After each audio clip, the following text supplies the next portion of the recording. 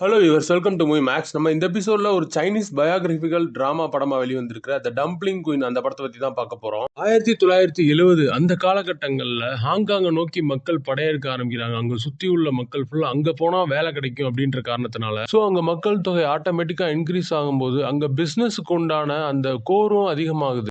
இங்டாய் அப்படின்ற ஒரு ஊர்ல இருந்து ஹாங்காங் வந்து அங்க வான்சாய் ஃபெரி அப்படின்ற இடத்துல சாதாரண ஸ்ட்ரீட் வெண்டாரா தன்னோட தொழிலை ஆரம்பிச்சு அந்த சைனீஸ் ஃபுட் இண்டஸ்ட்ரியை பிரட்டி போட்டு மிக பெரும் புரட்சியை ஏற்படுத்திய த டம்ப்ளிங் குயின் அப்படின்னு அழைக்கப்படுற ஜாங் ஜியான் அவங்களோட பயோபிக் தான் இந்த படம். இந்த படம் ஜாங் ஜியான் அப்படின்ற விமன் என்டர்பிரனர் எந்த அளவுக்கு ஒரு ஃபுட் இண்டஸ்ட்ரியில ஒரு பெரும் புரட்சியை ஏற்படுத்தினாங்க அப்படின்றத ரொம்ப அழகாவே கிராஃப்ட் பண்ணி காமிச்சிருக்காங்க. சோ அதனாலதான் நம்மளுமே இந்த படத்தை ரிவ்யூ பண்றதுக்கு முக்கியமான காரணம். இந்த படம் கண்டிப்பா எல்லாருக்குமே ஒரு மோட்டிவேஷன் ஸ்டோரியா தான் இருக்கும். இந்த படத்தோட கதையை மைல்டு ஸ்பாய்லரோட பாத்திரலாம். இந்த படத்தோட ஸ்டார்டிங் சீன்லயே ஜாங் ஜியான் அவங்க அம்மா வீட்டுக்கு வெக்கேஷனுக்கு வந்திருக்காங்க. அப்போ அவங்க சிஸ்டர்ஸ் அவங்க அம்மா எல்லாரும் ஃபேமிலியா உட்காந்து டம்ப்ளிங்ஸ் அப்படின்ற ஒரு உணவுப் பொருள் இவங்க ஃபேமிலியில அதை பாரம்பரியமா செய்வாங்க. அதை செஞ்சு சந்தோஷமா எல்லாரும் சாப்பிட்டுட்டு இருக்காங்க. அதுக்கப்புறம் இவங்க கிளம்பி இவங்க ரெண்டு பொண்ணுங்களோட இவங்களோட ஹஸ்பண்ட் ஊருக்கு போறாங்க. இங்டோ அப்படின்ற ஊரு. அங்க போய் ரயில்வே ஸ்டேஷன்ல இறங்குறாங்க. இவங்களோட ஹஸ்பண்ட் வர்றாரு இவங்களை ரிசீவ் பண்ண. அங்க இவரோட ஹஸ்பண்ட் அப்புறம் அவரோட அம்மா, அதாவது இவங்களோட மாமியார் அவங்களும் வந்திருக்காங்க. இவங்களோட அத்தை அவங்க சொல்றாங்க இவங்க கிட்ட, நீங்க எல்லாரும் உடனே கிளம்பி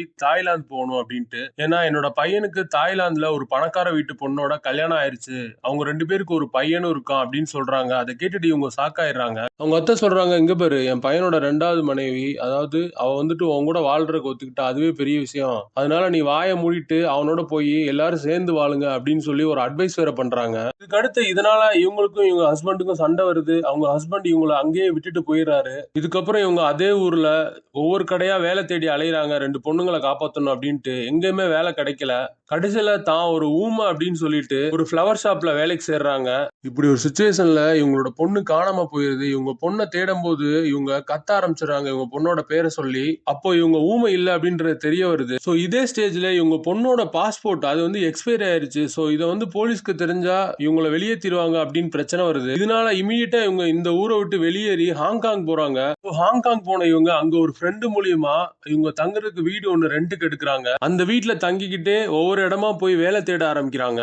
அங்க இவங்களுக்கு ஒரு ரெஸ்டாரண்ட்ல பாத்திரம் விளக்குறது, ஹவுஸ் கீப்பிங் இந்த மாதிரி வேலை கிடைக்குது. போக பார்ட் டைமா காலையில 4 மணிக்கு இவங்க போயிட்டு இவங்க ஒரு நர்ஸ்ன்றதுனால ஒரு டயபெட்டிக் பேஷண்ட் அவங்களுக்கு இன்ஜெக்ஷன் போட்டு அவங்கள பாத்துக்கிற வேலை. சோ ரெண்டு வேலையும் சேர்ந்து பார்த்து தங்களோட பொருளாதார தேவைகளை பூர்த்தி பண்ணிக்கிறாங்க. சிச்சுவேஷன்ல ஒரு சின்ன இன்சிடென்ட்னால இவங்களால ஒர்க்குக்கு போக முடியல. ஒரு இக்கட்டான சூழ்நிலையில ஹாஸ்பிட்டலைஸ்ட் ஆயிடுறாங்க. சோ அப்ப இவங்களோட ரெண்டு பொண்ணுங்களை அந்த ஹவுஸ் ஓனர் அவங்க தான் பாத்துக்கிறாங்க. அப்படி இருக்கக்கூடிய ஒரு சூழ்நிலையில இவங்க வாடகைக்கு இருக்கிற அதே அபார்ட்மெண்ட்ல மேல மாடியில டெசர்ட் அங்கிள் அப்படின்ற ஒருத்தர் இருக்காரு. அவரோட அறிமுகம் இவங்களுக்கு கிடைக்குது. அவரோட வேலை என்னன்னா டெசர்ட் ஐட்டம்ஸ் அதை ஃபுல்லா வான்சாய் ஃபெரியில கொண்டு போய் சேல்ஸ் பண்ணுவாரு, தள்ளுவண்டி கடை மாதிரி போட்டு. அதுதான் அவரோட வேலை. வான்சாய் ஃபெரி அப்படின்றது மக்கள் பரபரப்பா இயங்கக்கூடிய ஒரு இடம். அந்த இடத்துல எந்த கடை போட்டாலுமே அது பொருள் நல்லா இருந்தா நல்லா வியாபாரம் ஆகும். ஸ்ட்ரீட் ஃபுட் அதுக்கெல்லாம் ஃபேமஸான ஒரு இடம் ஹாங்காங்ல. அவர்கிட்ட கேக்குறாங்க, அங்க வந்துட்டு நம்ம ஒரு சின்ன தள்ளுவண்டி கடை மாதிரி போட்டு டம்ப்ளிங்ஸ் எல்லாம் நான் நல்லா செய்வேன், நான் சேல் பண்ணலாமா அப்படின்ட்டு. அவரும் ஓகே, ஒன்னும் ப்ராப்ளம் இல்லை அப்படின்றாரு. ஸோ அதுக்கப்புறம் இவங்க ஏற்கனவே வேலை பார்த்த இடத்துல போய் சேலரி வாங்கிட்டு இவங்க கிட்ட இருக்கிற காசு அதை வச்சு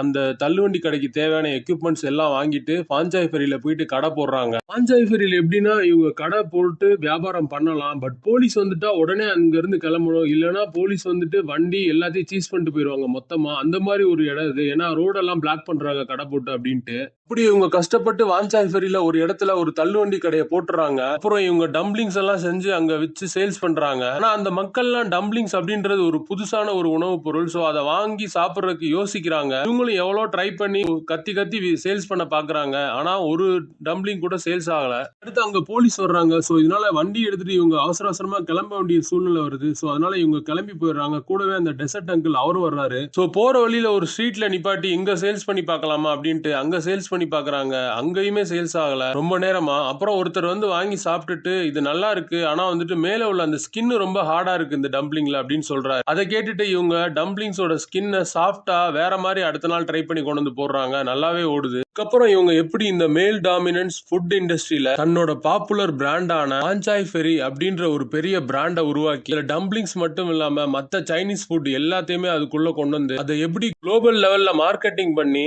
த டம்ப்ளிங் குயின் அப்படின்னு இவங்களை எல்லாரும் கூப்பிடுற அளவுக்கு ஒரு குயின் ஆகுறாங்க அப்படின்றதா இந்த படத்தோட மீதி கதையே. படத்தோட பாசிட்டிவ்ஸ் எல்லாம் பாத்துரலாம். இந்த படத்துல ஃபர்ஸ்ட் பாசிட்டிவ், இதுல நடிச்ச ஆக்ட்ரஸ் மாலி, அவங்க தான் அந்த ஜாங்ஜியான் அந்த கேரக்டர் பண்ணிருக்காங்க. போலீஸ் ஸ்டேஷன்ல தன்னோட குழந்தைங்களுக்காண்டி கெஞ்சுற அந்த சீன் ஆகட்டும், தன்னோட அம்மாவை பார்த்து கதறி அழுகிற அந்த சீன் ஆகட்டும், பாஞ்சாய் ஃபெரி அந்த மார்க்கெட்ல அவங்க பொண்ணுங்களை கலாட்டா பண்ண போனோம்னா கத்தி எடுத்து வெட்ட போற அந்த சீன் ஆகட்டும், இந்த மாதிரி நிறைய இடங்கள்ல இவங்களோட பெர்ஃபார்மன்ஸ் அள்ளி தெளிச்சிருக்காங்க. இந்த படம் ஃபுல்லா வேற லெவல் ஆக்டிங். இந்த படத்தோட மிகப்பெரிய பிளஸ் வந்துட்டு இந்த படத்தோட சினிமாட்டோகிராஃபி தான். இது ஒரு பீரியட் பிலிம் அப்படின்றதுனால இவங்க யூஸ் பண்ண கலர் டோனுமே நல்லா இருந்துச்சு. இந்த படத்தோட பேக்ரவுண்ட் ஸ்கோர் அதுவுமே ரொம்ப நல்லா இருந்தது. இந்த படத்தோட மைனஸ், இந்த படத்தோட லென்த் தான் இந்த படத்தோட பெரிய மைனஸ். இந்த படம் ஒரு பயோகிராபிக்கல் டிராமா தான், சோ அதனால ரொம்ப ஸ்லோவா தான் போகும், பொறுமையா தான் உட்காந்து பார்க்கணும். இந்த படத்தை இவங்க மோஸ்ட்லி ஃபேமிலி டிராமா அப்படின்றதுல தான் போர்ட்ரேட் பண்ணிருக்காங்க. அந்த ஃபுட் சீக்வன்சஸ் அதெல்லாம் இன்னும் கொஞ்சமே நல்லா எடுத்திருந்தா இந்த படம் இன்னுமே சுவாரஸ்யமா இருந்திருக்கும். இதெல்லாம் தான் இந்த படத்தோட மைனஸ். இந்த படத்துல கிஸ்ஸிங் சீன்ஸ் அப்புறம் ரொமான்ஸ் எந்த விதமான இன்டிமேட் சீன்ஸுமே கிடையாது. சோ இதனால இந்த படத்தை ஃபேமிலியோட பார்க்கலாம். இந்த படம் நம்ம சைட்ல இருந்துட்டு ஒரு டீசென்டான வாட்ச் தான். இந்த படத்தோட ரைட்டர்ஸ் ஜியான் ஹான், சிண்டி டாங், மெங்ஜூ சாங், இவங்க 3 பேரும் தான். இந்த படத்தோட டைரக்ட் வெய்யங்லா.